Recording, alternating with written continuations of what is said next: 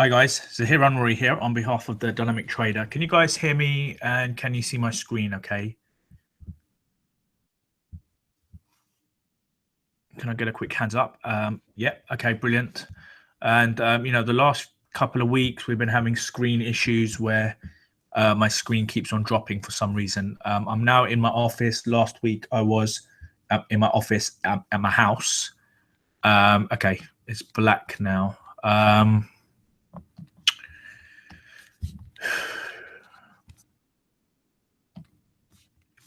Okay, bear with me 1 second.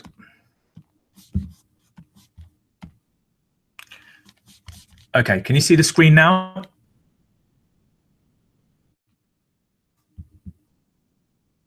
Yes, okay. Can you see this? I'm just doing something a little bit different today. Can you see me writing on the screen? Can you see me scribbling in black? Yeah? Okay, fantastic. All right. And can you see me scribbling in red? I just want to see if you guys can see different colors. Yes. Okay, fantastic. All right, brilliant. Okay, so yeah, fantastic. Okay, brilliant, guys. So before we actually get into the training, as always, guys, if you want to know more about long-term trend trading, please check out the following website, trendtrader.pro/APP, which stands for apprentice. Okay, I'm always, through these webinars, I'm always encouraging private traders to look for a longer-term approach, a more smarter, a more simpler approach, rather than getting caught up in intraday movements, which can end up being quite inconsistent, stressful. It's just a very difficult way of making consistent money. All right. So if you want to move on to the larger timeframes, then please check out the following website. Okay. And there's a lot that goes into this: training, community, software, webinars. There's just a lot that goes into it. So please check it out. And if you have any questions, then please contact me. Okay. Let's get into the actual training itself. Okay. So just to double check before I actually start writing, just to double check, can you guys see a green scribble?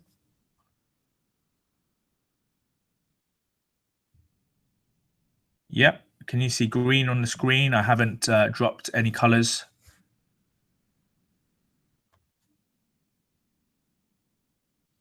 You see chat. Yeah. Okay. Now you see chat because I just moved over, but you can see green. You can see green. Yeah. All right. What word have I written on the screen, please, guys?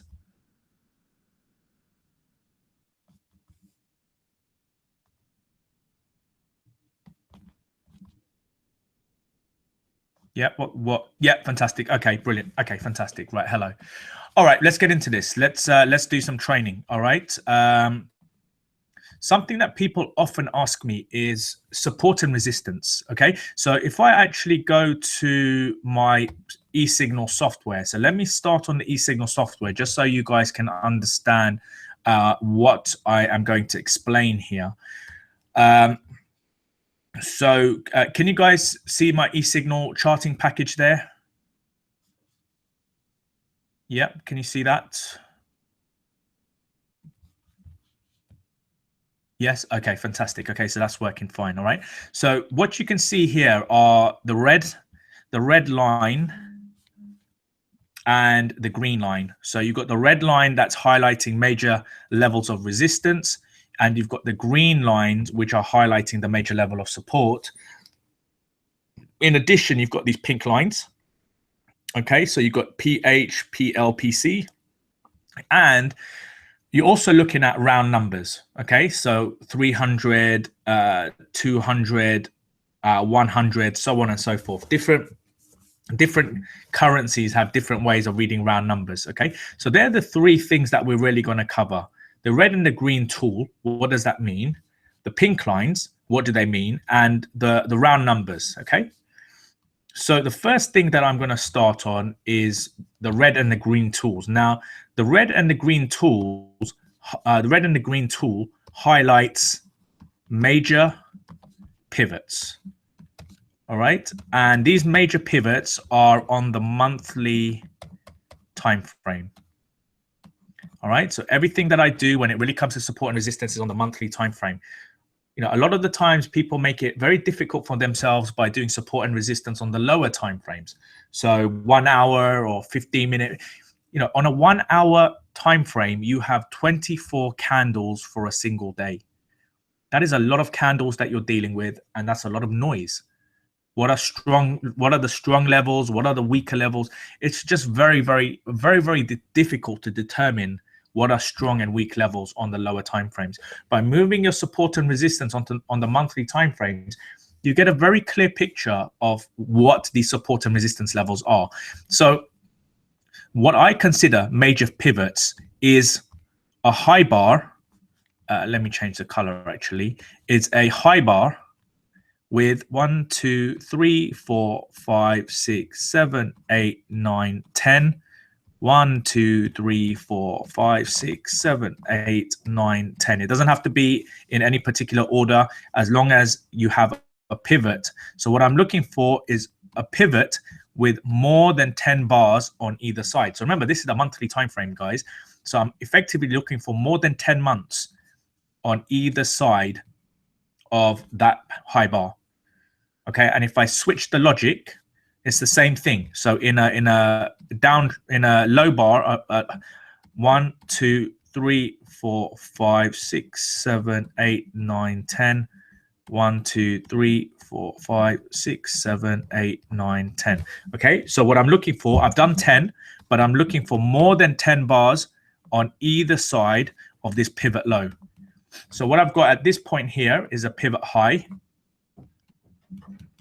a major pivot high, I should add, because we're looking at major pivots. So this is a major pivot high, and here we have a major pivot low. Okay, and remember, this is on the monthly time frame. So this is how I define major pivots, and this is what I'm looking for as major levels of support and resistance on the monthly time frame. Now, the tool that you've seen, the green and the red tool that you've seen on the eSignal platform.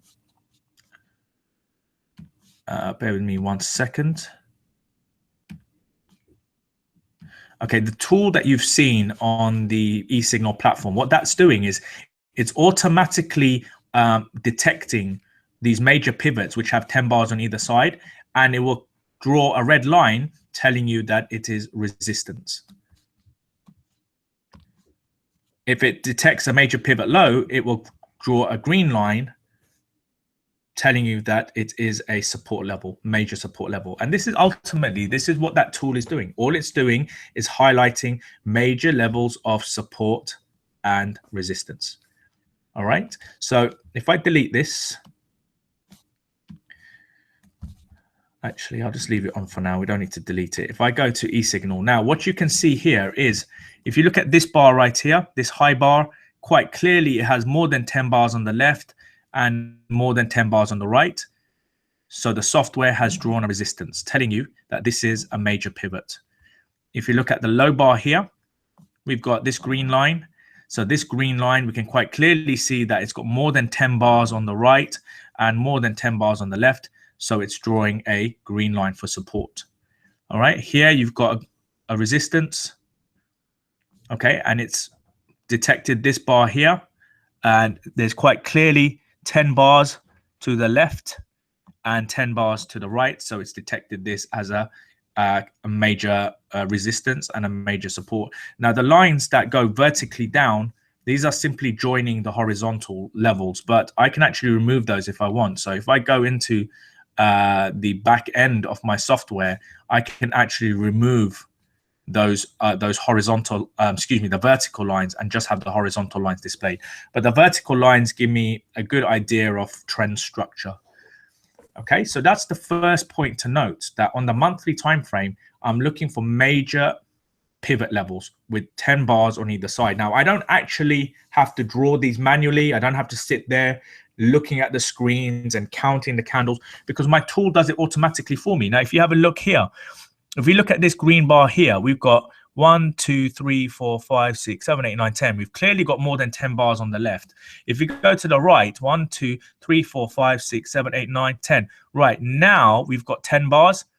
because it's detected the 10th bar, you can see that the software is now drawing a red line. So if I just go into the back end, if I just remove the pink lines for a second, okay, you can see that the software is now drawing this automatically and telling us that this is now a major pivot because there's 10 bars on either side. Okay, so that's the green and the red tool. And if I just switch charts, so at the moment we're looking at the pound Japanese yen, but let's say if I go to, I don't know, the euro pound. If I go to the euro pound, you can see how the tool automatically adjusts itself for that particular currency. Here's the euro New Zealand dollar. Let's go to the dollar yen. There you go. So the dollar yen. So you can see how the red and the green lines adjust accordingly to those major pivot levels depending on trend structure. And of course, you can do it on stocks. So let's say, for example, if I look at Marriott, you can see Marriott has its own support and resistance. If I look at Southwest Airlines has its own support and resistance. If I look at Disney, okay, Disney has its own support and resistance. So you can see how useful this is, okay? And this is a really good example of how price, when it breaks a resistance, it just keeps on going, and it's now looking to create a new major resistance here. So let's have a look. We've quite clearly got 10 on the left.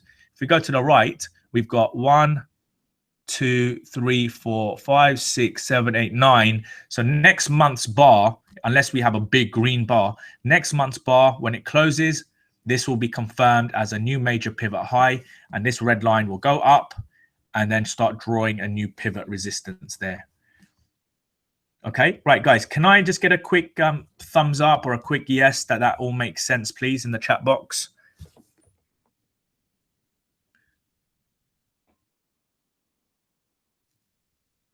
Okay, I can see some names in here. Cameron, Russ, only 2 people really. Okay, brilliant. Thanks, Cameron. Okay, I don't know if there's anyone else out there, but Cameron and Russ, I think possibly are you, if you're the only 2 people involved. All right. Okay, well, that makes sense. Okay, if it makes sense, then we're going to move on. All right, so that's the first point. Okay, let's go back to the drawing. Okay, so now I'm going to delete this.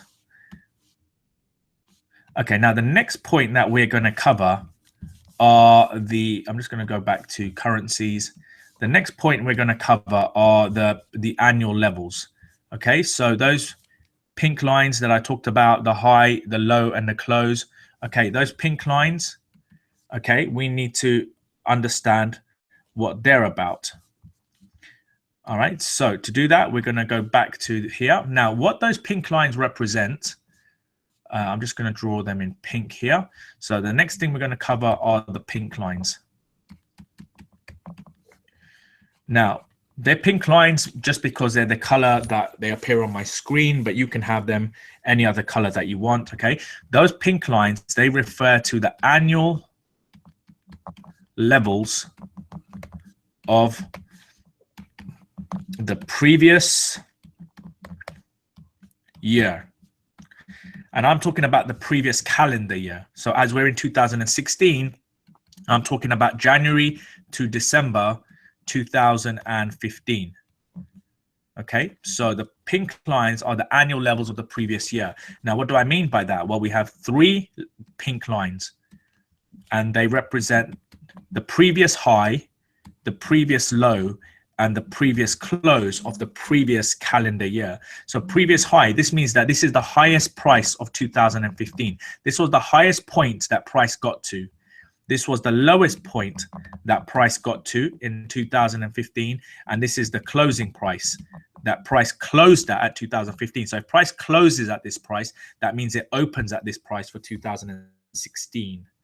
Okay, so these are the annual levels. And these annual levels are very, very, very significant. Why are these annual levels significant? Well, first of all, they are significant because they represent support and resistance. They're significant because they give us a bias. And they're significant because they can also tell us price action of last year. So these pink lines actually give us a lot of information. So what do I mean by support and resistance? Well, that's pretty significant, pretty self-explanatory. Okay, they're proven areas of support and resistance. Okay, so we don't really need to go into that. Now, price action of last year, let me go into that in a little bit more detail. What that means is if the pink lines are very close together, particularly the high and the low, if the previous high and the previous low are pretty close together, that means in the previous year, consolidating. If those pink lines are quite far apart, so if this is the high and the low, so this is the previous high and this is the previous low, what that means is that we potentially had a trend either to the upside or a trend to the downside. Okay, so that's what I mean by point two. Point two, so we can understand what this means. Point two, price action of last year is telling us whether the price was in a consolidation or in a trend in the previous calendar year. Now, the third point here, this is really, really, really important, okay? What do we mean by a bias? All right, so I'm just going to delete this again. If you guys are making notes, apologies, you'll probably have to watch it in replay, okay? So if you have the three lines, what you have here is the previous high, the previous low, and the previous close. What we're looking for is high probability environments. In trading, nothing is guaranteed. So we're always looking for high probability environments. So what we're looking for is a bias in price action.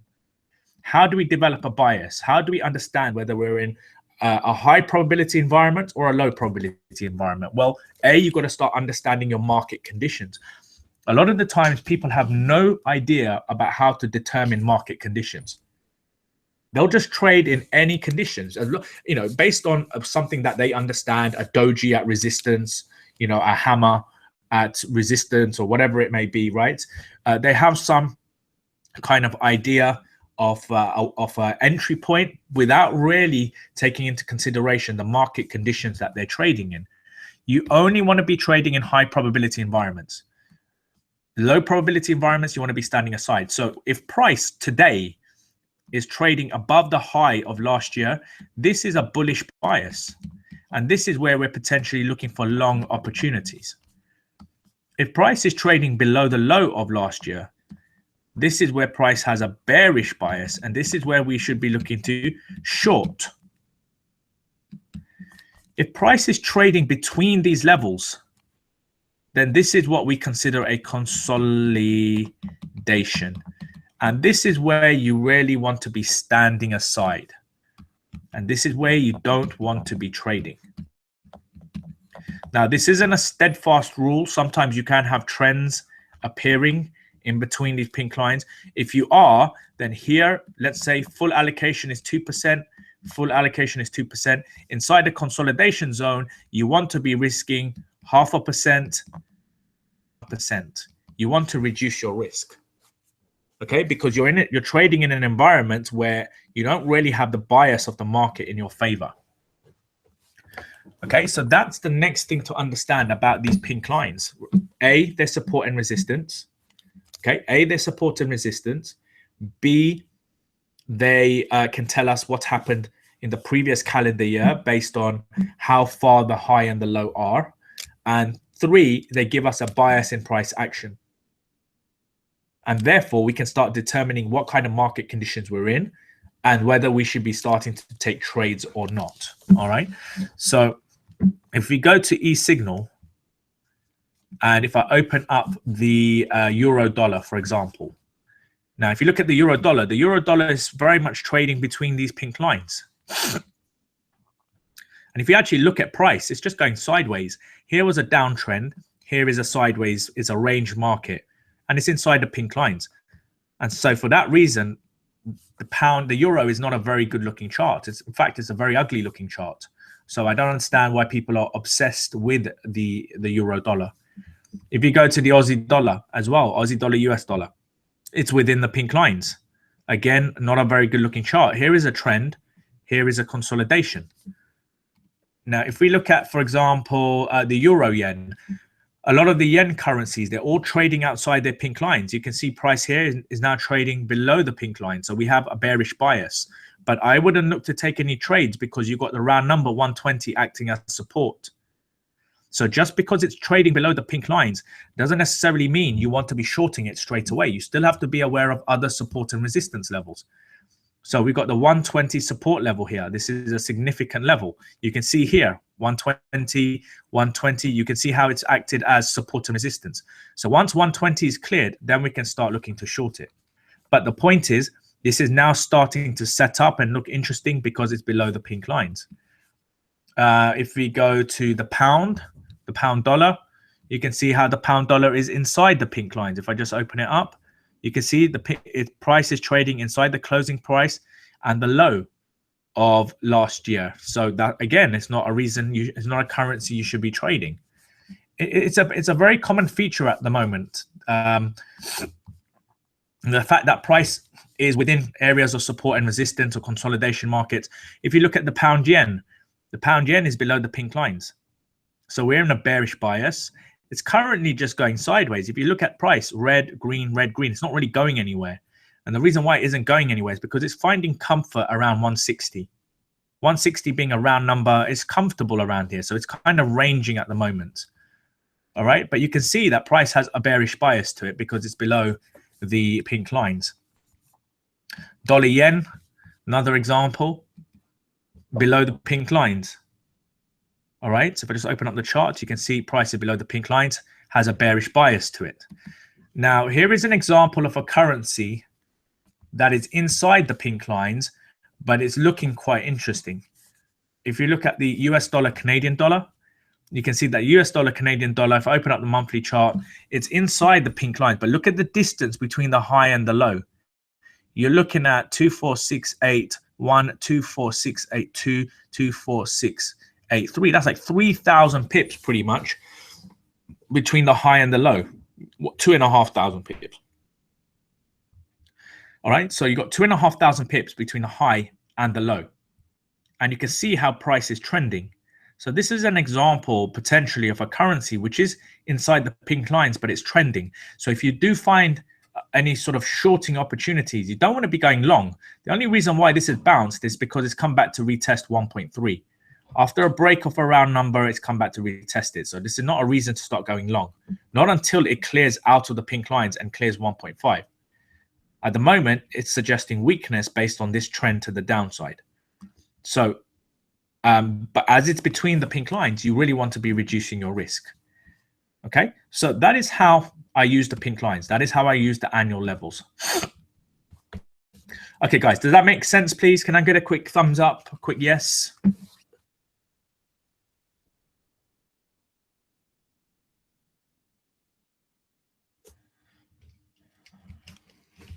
Anyone out there? People bored? People switched off? Hello? Can I get a yes? Okay, fantastic. Thanks, Cameron. Okay, right. So that's the second point that I wanted to cover. The second point I wanted to cover. Now, the third point I want to cover, round numbers.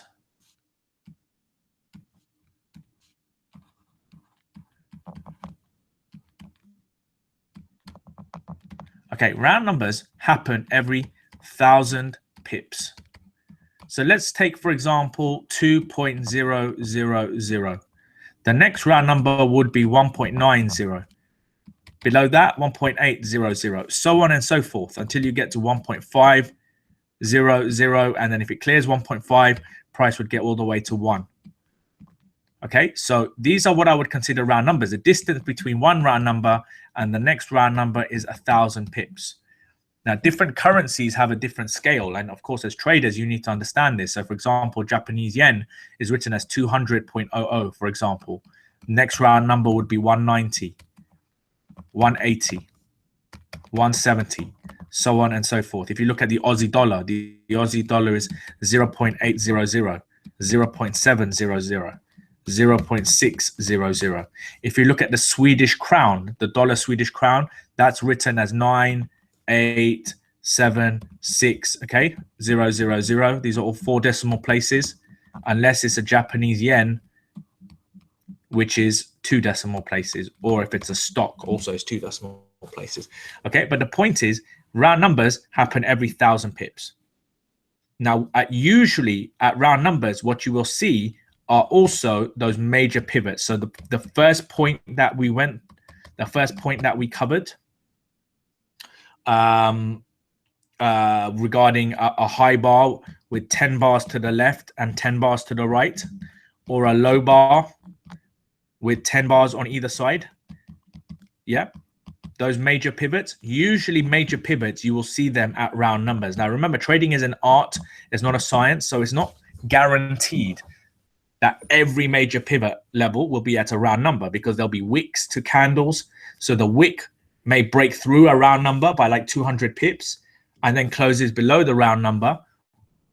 But the major pivot highlights the major pivot tool highlights wicks. It doesn't highlight open and close.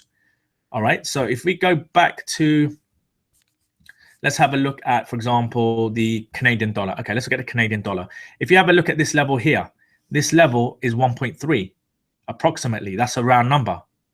Okay, if you look at this level here, it's just below 1.1. This is what I mean by it's not always bang on, but you can see how 1.1 is acting as a level of support and resistance, because you've got this level here where price failed, price broke, came back to retest it. So you can see 1.1. Remember, round numbers are zonal areas. They're not hard levels.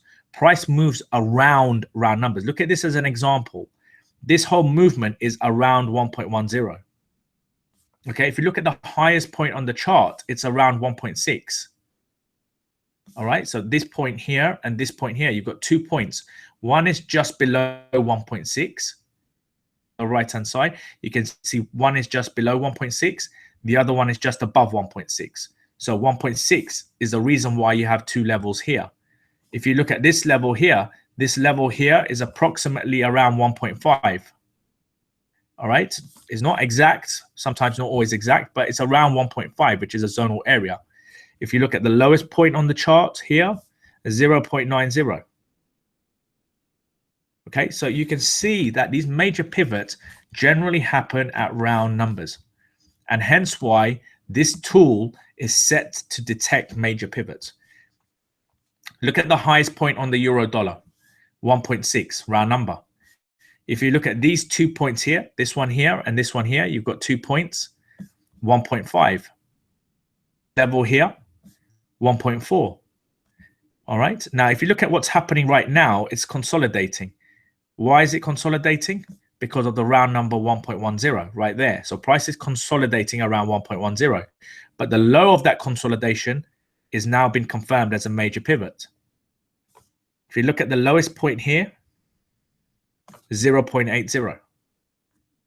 Okay, so you guys should now starting to get the idea of what I'm looking at here. I'm looking at the major pivots in conjunction with the round numbers, and I'm looking at the annual levels as support and resistance, and also to give me a bias.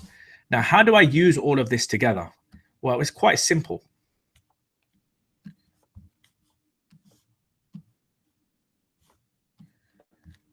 First of all, what I really want to be seeing is price trading outside of the pink lines. All right, so here is the high, here is a close, here is a low. Okay, so first of all, I really want to see price trading outside of these levels. So let's assume that price was trading between these levels, and then we get a breakout. Now let's assume this level was around 1.0000. What I would like to see is price move to the next round number, which is 1.1000. If it clears this level, I want it to move to 1.2000. Okay, now if it clears this level, I want it to move to 1.300. Now, historically speaking, let's assume that there is a major pivot at this point. If there's a major pivot, I mean that the major pivot, so there's a bar with 10 bars on either side, and this has created this major pivot. Price has now come to this major pivot. Now, what am I going to do? Well, this is where you have to be smart, guys. There's 2 things that generally happen. If traders are going long, and if they come to a level of resistance, they close their positions out of panic, thinking that the market's definitely going to bounce. The second thing that a lot of traders do is they start opening short positions, thinking that the market is going to reverse at this level. What I do is simply this: when I have a trend in play, first of all, I don't have just one position. I will strategically compound along the trend. All right, so I have multiple positions running along the trend. Each time price breaks out, I open a new position. So let's say if this moved, you can see that this has moved 1, 2, 3. Let's say this has moved 3,000 pips over a 7-month period. Through my compounds, this can grow to over 10,000 pips. I can tell you this from experience. Okay, through compounding, a 3,000 pip move can leverage to over 10,000 pips in just 4 or 5 positions, just strategically compounding and holding, each with no more than 2% risk. Now, when price gets to this resistance level where potentially the market could reverse, I don't close my positions. What I do is I have a trailing stop loss. So let's say I have my trailing stop loss. So this is my trailing stop loss. I take my trailing stop loss and I tighten it. Close the positions off, because closing the positions off is a mistake, because remember the expression, the trend is your friend? The trend is your friend until it actually reverses. At this point, the market may bounce a little, but the strength is with the trend. And if it continues, to the upside, and let's say it moves to 1.4, that is a move of another 1,000 pips. Now, this is the point. This is the point I want to make. 1,000 pips in terms of a move with the trend will equate to 1,000 pip move on each of my open positions. So 1,000 pip move will equate to 5,000 pips on my open positions. So this is why you don't want to close your positions at support and resistance. All you really want to do is find a way of managing your stops. You want to always find analysis that favors the trend. But what you do is you protect your profits by tightening your stop. So let's say by tightening my stop, I lock in 95% of my profit. So everything up until this level here is all protected. But I leave 5% on the table. And I'm saying, well, if the market reverses and hits my stop, well, I'm happy to bank 95% and I'm happy to lose 5%. The reason why I'm happy to lose 5% is because if the market continues in my favor, I'm going to grow my account by another 5,000 pips. So my 5% risk on the table can grow to another 10, 15, 20% return on my open positions. I hope this makes sense. So what I'm doing, I'll go through this again. I'm waiting for a bias by waiting for price to break out to the pink lines. Once price is broken out to the pink lines, I then look for price to move to the round numbers. Look at round numbers like this. Imagine price moving between your room. So price is, the round number 1 is the floor in your room. Okay, so this is the floor in your room, and this is the ceiling. When price breaks through the floor, it will then want to move to the ceiling. If it breaks through the ceiling becomes the floor. It then wants to move to the next ceiling, which is 1.2. If it breaks through 1.2, it wants to continue to 1.3. When a trend is in progress, guys, round numbers will get broken.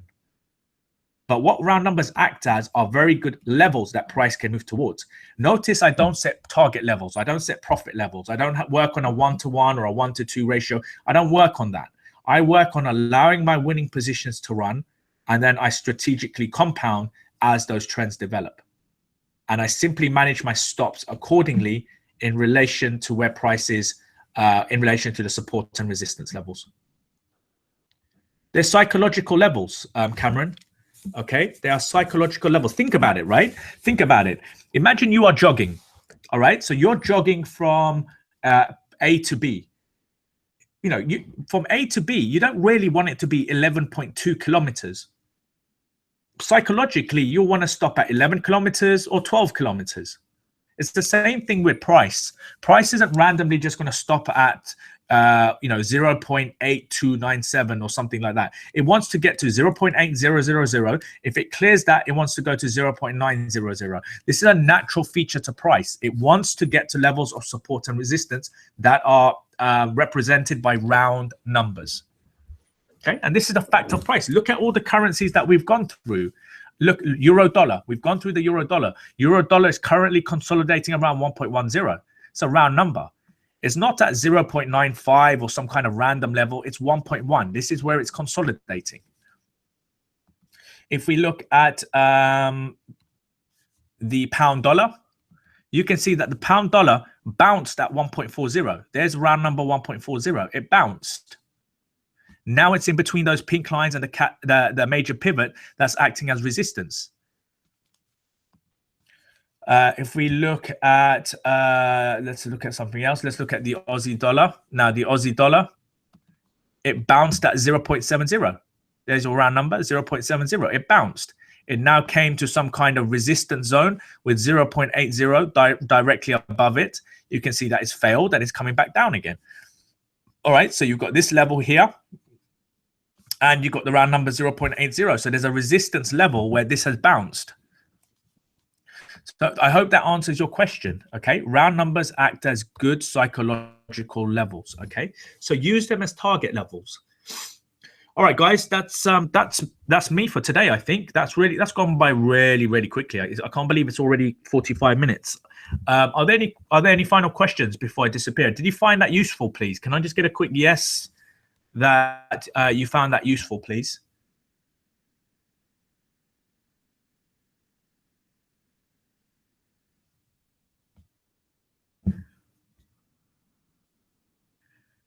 Isn't that a problem? Okay, that's not really my question. I was hoping for a question, an answer to my question. But isn't that a problem that are not enough trends? No, it's not a problem. You have to get away from thinking that you can make money every day in the markets. You can't. Money in trading is made in periods. What the market is going through right now is just a natural feature to the market. It's just going through a period of quiet. Markets don't always trend. Markets don't always hand out money. The internet will make you believe that. Brokers will make you believe that. You can make money every single day. You can't.